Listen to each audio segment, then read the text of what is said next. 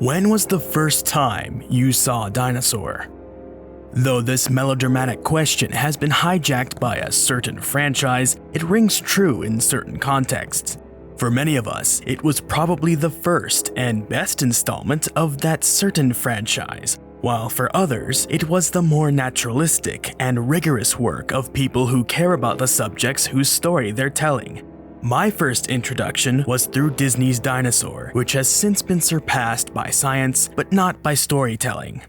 Aside from the movies, the next most often cited introduction to natural history is Walking with Dinosaurs.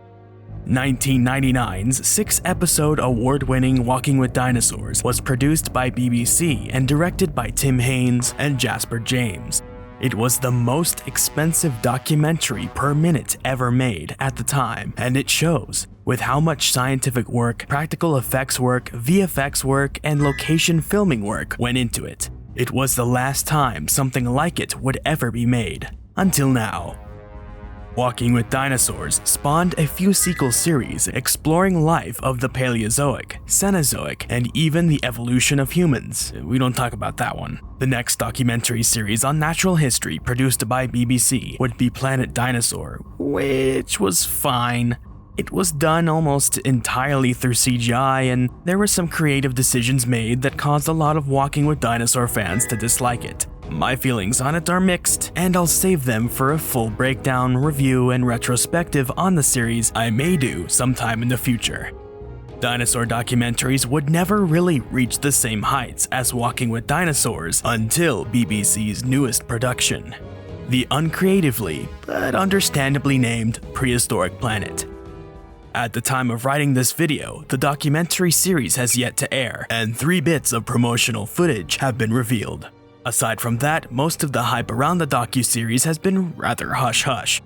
In fact, I believe we first heard about this series before the release of Disney's soulless but visually stunning Lion King remake. The only thing that was known about the series was that it was going to be an exploration of the last days of the dinosaurs and produced by Jon Favreau, the guy behind The Lion King, but also happy in the MCU and director of Iron Man 1 and 2. He's done a bunch of other based stuff, but that's all we need to know for now. Everything went quiet on Prehistoric Planet until the first teaser dropped not but a few weeks ago on April 2nd, 2022. This teaser provided us a release date of May 23rd. Turns out that this new series is a globe-trotting 5-night event exploring the end of the dinosaurs from multiple perspectives. It's scored by Hans Zimmer and executive produced both by Jon Favreau and Mike Gunton. It's going to air on Apple's new streaming service, Apple TV+, with each episode being about 40 minutes long and narrated by the legendary David Attenborough. It's been confirmed that the series was aided in its production by Dr. Mark Whitten and Dr. Darren Naish, and Gabriel Igueto, and I'm sure many more. Darren was involved with Walking with Dinosaurs back in the day, and both Mark Whitten and Darren Naish are some of the top paleontologists working today, both of which are also accomplished paleoartists. Gabriel is an amazing artist as well, which explains how good-looking all of the animals are that have been shown. Now, with all the background out of the way, let's take a look at all of the footage shown so far to see how spot on they got it. The first teaser, which was released on April 2nd, 2022, starts with a scene which has now become a trope. I don't inherently dislike it, but it is annoying at this point. It's clearly paying homage to Walking with Dinosaurs, but it's also a thing that The Lion King did and the Jurassic World Dominion prologue did. No problems here. From there, we are introduced to a breathtakingly shot scene of a herd of titanosaurian sauropods marching across what I assume to be a salt plain. This time, it's with titanosaurs. The original episode showed Diplodocus, and since then, researchers have continued to discuss the possible range of motion for sauropod necks. At the time of Walking with Dinosaurs, they had them hold their necks in a straight horizontal position, as that was argued as the neutral position. Thanks to cartilage and the full range of motion of each vertebra, many sauropods would have had a rather flexible neck in the up and down as well as side-to-side planes. All this is to say that sauropods could very well have held their necks this vertical, but probably didn't keep them neutrally held on the swan-like position that a lot of late 1800s and early 1900s art depicted them in. Each group of sauropods was slightly different in their neck robustness and size, so they may have been slightly different in how they held them as well. Titanosaurs and their cousins and forebears, the macronarians, probably kept their necks at a more inclined position, as we see here in these titanosaurs, which have yet to be definitively identified. They are most likely Alamosaurus, a giant titanosaur from latest Cretaceous southwestern US, as they would have overlapped in geography with Tyrannosaurus, and no one in their right mind would leave Tyrannosaurs out of a series like this. Though they just as well could be Dreadnoughtus, a late Cretaceous titanosaur from South America, which had an upturned base of the tail, which is seen in these models. I'd add that it is becoming a more well-known animal thanks to Jurassic World, so the inclusion of it here would make marketing sense. Next, we'll see one of the titanosaurs menace the camera with its inflatable neck sacs. I've seen a lot of people discuss this positively and negatively. The issue here is that there is no direct evidence of inflatable display sacs on sauropod necks. However, all sauropods had air sacs throughout their bodies. They filled in the many holes and excavations seen in almost every single bone in the sauropod skeleton, but especially those of the neck, back, and tail. Though it may be speculative, it is entirely plausible and possible that these air sacs may have been used on the outside of the body to inflate display sacs for courtship and social signaling. This is the first time it has been shown in any form of media aside from images, and I cannot wait for more people to get inspired to speculate realistically. Our next dinosaur is some kind of dromaeosaur. This is most likely Velociraptor, or something closely related, as not only does it straight up look exactly like Velociraptor, but it's in a deserty biome, which Velociraptors may have frequented in Cretaceous Mongolia. Dr. Darren Naish noted that the identification of the dromaeosaur is difficult, which suggests to me that it may not quite be Velociraptor itself, maybe something like Atasaurus or an as yet unnamed Velociraptor relative from a similar time and region. Here we see that the entire anatomy of the raptor has been updated to the cutting edge of paleontology. Finally, we see feathers implemented into the body as they were in the living thing. They should never look as though someone glued feathers onto a scaly dinosaur, Pyroraptor, as they were a physical part of the animal's integument or body covering. They were anchored into patches of the skin as well as just directly into the bones on some parts of the body, like the tail and arms. Aside from the feathers, we see a very bird-like eye instead of the traditional slit pupil, and what appears to be a keratinous covering on the snout. These may be lip-like tissues or keratin. Lip-like tissues have more evidence behind it, but either are a welcome counter to another property's permanent tooth-bearing grimace. Next is some form of Ashtarchid pterosaur that is likely a Hatzegopteryx, going by the crest, shortness of the neck, and bulkiness of the skull. Quetzalcoatlus was more lightly built. Here it is shown in a sprawled-out, flying posture, which again has been debated for years. I'm not sure it will be explained in the documentary, but I won't waste your time on that, as there is much more to see. Next is probably one of the coolest scenarios you could have put to screen, a Tyrannosaur swimming. When I first saw this, I was immediately reminded of artwork done by Joshua Kanupa and Steve White. Whether it was inspired by these works or not, it will definitely be a very interesting sequence. Of course, this isn't even really speculation since Tyrannosaurus could swim just as well as most animals and must have done so at least once. You can see the babies trailing the adult. Hope nothing bad happens to them. Next is the Asian autumnal forest scene of a Tyrannosaur chasing down some Oviraptorosaurs. The Tyrannosaur could be Alioramus or Qianzhaosaurus. It's most likely Qianzhaosaurus considering the region, but we'll have to see. Some folks have spotted the rather tall crest of the Oviraptorosaurs and have thus suggested it to be Corythoraptor, which comes from the same formation as Qianzhaosaurus, so that fits pretty nicely. This is followed by an Arctic scene of a Tyrannosaur and a Pachyrhinosaurus facing off. That Tyrannosaur could be either Nanoxaurus or Gorgosaurus, more likely to be Nanoxaurus, the sort of dwarf northern Tyrannosaur. Next is the plesiosaur breaching scene. This could be Elasmosaurus, Styxosaurus, or some other kind of plesiosaur. It remains unknown if the ocean scenes are taking place in the western interior seaway or if they take place in a different region of the ocean during the late Cretaceous, since plesiosaurs were worldwide at the time. I will say that the compositing of the CGI plesiosaur into the real footage here of the fish jumping out of the water is probably the weakest implementation of CGI into real footage I've seen of the footage so far shown, but that's barely a criticism because it still looks really good. Plus, this would be a hard scene to do no matter how you did it. Our last shot is an eye opening and a theropod dinosaur vocalizing. Darren confirmed that the roar heard here is not the sound that actually occurs in this scene, so it was likely added to this scene just for the drama of the teaser. Dr. Naish also stated that this scene is not what people think it is, so I suspect this may be some sort of tyrannosaur simply yawning, given the angle of the sun being sort of sundown or sunrise. The next piece released was a clip from one of the episodes. It shows us that not only were real locations used, but real animals.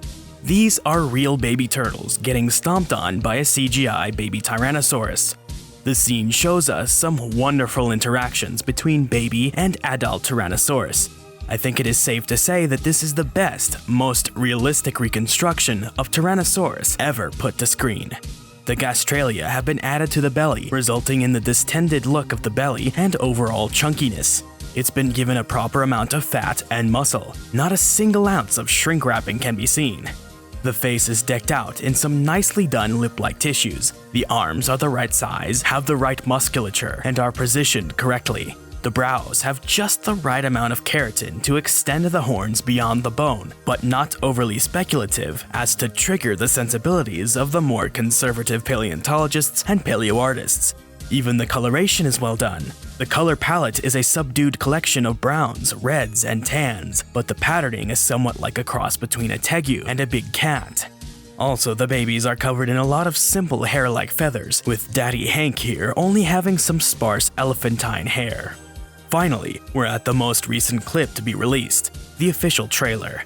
Some of the same footage from the teaser are reused here, but new stuff is added as well. We start off the trailer with a real dinosaur footprint pushed into the sand of some beach, further providing proof they filmed on location. Then we are treated to more footage of the plesiosaurs breaching, the possible Chianchasaurus stalking, and the Hatzegopteryx sunning its wings in a bipedal stance before lifting off. For those wondering, these animals were very capable of standing up like this, and probably for a good period of time. Many animals take on poses and positions that are neutrally unnatural to them for whatever reason, and can do so for quite some time before going back to normal.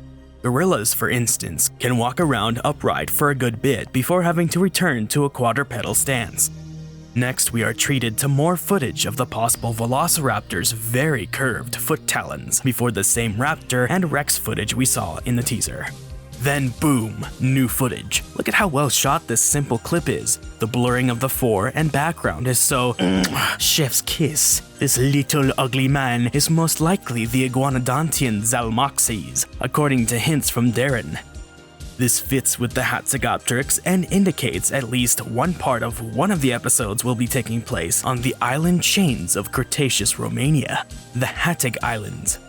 Next up is a small pod of nodosaurs, just minding their business. Exactly what they are is a mystery for now, but they could be some miniature Hatteg Island struthiosaurs, or something different altogether.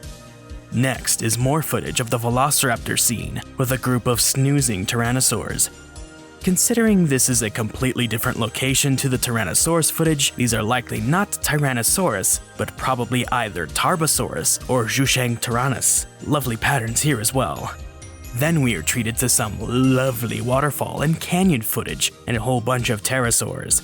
I have no idea what they are, but they do look a bit like young Ashtarkids. These guys seem like babies because just before this scene, there are some more flying around here that sort of seem larger and less patterned, but we have no idea what is going on in this sequence. They could be males and females. Next up is one of my favorite clips. First, we see what seems to be a practical puppet of hairy feathers lifting out of the water, and boom, it's Dinosaurus, one of my favorite dinosaurs and easily one of the strangest. The big ducky boy is munching on some water weeds. Here it is reconstructed with a heaping helping of hair-like feathers, which is unusual. Mark Whitten, who's one of the consultants, made a case for a more naked Dinosaurus due to the climate it lived in and its size. However, it was an ornithomimosaur, a group known for lots of feathers. Next, we get another sequence of sauropod love. These guys seem a little different than the balloon sauropods and are at a completely different location. They're definitely titanosaurs and possibly represent some sauropod from the Hatzak Island episode, or an Alamosaurus to match the Tyrannosaurus episode. Both are equally likely at this point. Oh, they be loving on each other. Then, more pterosaurs. These guys are poking into a carcass. I love the perspective here. These guys are in the desert, so they may not be the Hatzagopteryx from other scenes. The following scene is the next complete shock. A herd of Olorotitan. These guys are a group of hadrosaurs found in eastern Russia, a part which is pretty much on the border between Russia and China. They may belong to the same episode with the Qianzhousaurus or the Tarbosaurus, so we'll have to see. They have some amazing patterns. They are followed by a scene of hatchling hadrosaurs, so they may also be Olorotitan. You can also tell that the eggs here are practical props, love that. Next up is a scene which is reminiscent of stuff from the Walking with Dinosaurs movie, Nanosaurus hunting down a herd of Pachyrhinosaurs in the snow. The Tyrannosaurs are clad in feathers, and the Pachyrhinosaurus has some fun quill-like structures. Plenty of people have complained about that small particular detail, as large ceratopsian skin impressions suggest only the presence of scales, not quills. Quill-like filaments have been found on the tail of the much more primitive Psittacosaurus. This led some artists to speculate similar structures on the later ceratopsians. I think it still remains reasonable speculation until evidence is found that they could not have possibly had such structures. Some have also criticized the representation of these animals in snow, as dinosaurs in the snow has become something of a paleoart meme. However, Darren was sure to point out that there is some evidence to suggest the northernmost range of these dinosaurs may have seen some good snowfall every now and then. The Titanosaur Balloon Fest is back, and followed by more of the same scene. Turns out, a rival comes to mess up the ballooner. Finally, we get to see sauropods presented as the walking disasters they truly were. These guys wrestle something paleoartist and consultant Mark Whitten has coined Bronto Smash, and which was originally brought up by sauropod specialists Drs. Matthew Waddell and Mike Taylor, as well as Dr. Naish and Brian Eng. Many sauropods had ultra-wide gauge necks. One of the hypotheses for the use of that neck was for courtship battles. I hope the red one loses. Going back to the cold, we have Edmontosaurus wandering in the snow, and then a recently burned down forest. This is most likely the same Pachyrhinosaurus and Nanooksaurus episode. One specimen of Edmontosaurus was found with a fleshy coxcomb atop the head. Here, the Edmontosaurus seemed to be missing that crest. This could be because the herd is mostly females and that the comb is only on males. Or these are different species of Edmontosaurus that don't have the crest. The crest was only found on one specimen of one species, so that tracks. Love the crest of rectangular scoots down the back. Cannot forget the awesome combination of greens, browns, and tans in the adult, and the reds on the young one in the back. Next are the plesiosaurs again, this time with a starkly white, possibly albino baby tagging along. From here, we go back to the little Zalmoxes wandering around in a forest. These guys are probably babies since Zalmoxes got to the size of a large cow. Or that's just a giant log. Next up is another Tyrannosaurus scene. This time, it seems to be a mated pair meeting each other. The big one, which might be the dad from the other teaser, seems to have a large gash on his thigh. Here you can see columns of large scales going down the snout. These are particularly interesting. Next up is my next most anticipated scene, Carnotaurus. This will be the first time we've seen Abelisaurs accurately reconstructed since 2003's Dinosaur Planet, almost a decade. Every other time they've appeared, their arms are too long, in the wrong position, or have an obvious bend at the elbow. The entire group is weird for having such short arms that they couldn't move at their elbows. This scene shows one Carnotaurus displaying to the other with its bright blue arms.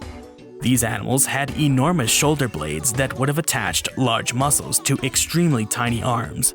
This means they definitely had a physical use for their arms, but exactly what that was is mysterious. Here they are speculated to be a display structure directly influenced by C.M. Kozman's art from the All Yesterdays book. I think it is important to note here that the scalation of these Carnotaurus isn't exactly what the fossils show. The only specimen of Carnotaurus, a nearly complete skeleton, also preserved a great swath of skin impressions. These impressions showed that Carnotaurus didn't have organized rows of large pointy osteoderms or osteoderm-like feature scales. They did have large feature scales, but they were randomly placed across the animal's body, surrounded by much smaller, rounded scales. This doesn't appear to be what is shown here, but honestly it's not that big of a deal as the rest of the animal's anatomy is spot on. Watch this video and this video to find out more about Carnotaurus integument. Carnotaurus is followed by wrestling mosasaurs. These guys have the correct shark-like tail fin and a large amount of fat and muscle in their bodies. Then we see a group of velociraptor-like dromaeosaurs looking over a waterfall. They may be the same ones from the sleeping tarbosaur scene or something different. Next up is a scene only ever seen before in the 2011 dinosaur revolution. The giant Madagascan Beelzebufo launching its tongue to catch a tiny dinosaur. Guess we'll be visiting Madagascar. Next is a very short clip of some feathered theropod looking at a fire. We know it's a fire due to the reflection of the eye and the floating embers. Someone on Twitter pointed out it could be a balar, a form of double sickle-clawed paravian theropod from Hattag Island. This would fit the location we know will show up in the series, but not the event. There may be more than one fire in the series, though we know a fire happens in the snow with the Edmontosaurus, so this may be some form of troodont. Next is some more footage of the Chianchaosaurus versus Oviraptorosaurus, and then the counter to the Tyrannosaurus scenes, Triceratops. Here the trikes are reconstructed with scales covering their faces and shields, not keratin. A keratin face shield was hypothesized due to the roughness of the head shield and the amount of vascularization seen on it. But besides that, there really isn't that strong of a correlation, and scales makes more sense. On top of that, there are fossils that show a scaly skin impression on the shield, so here we have scaly frilled trikes. The baby is particularly gremlin-esque and must be protected at all costs. Pachyrhinos doing what pachyrhinos do best.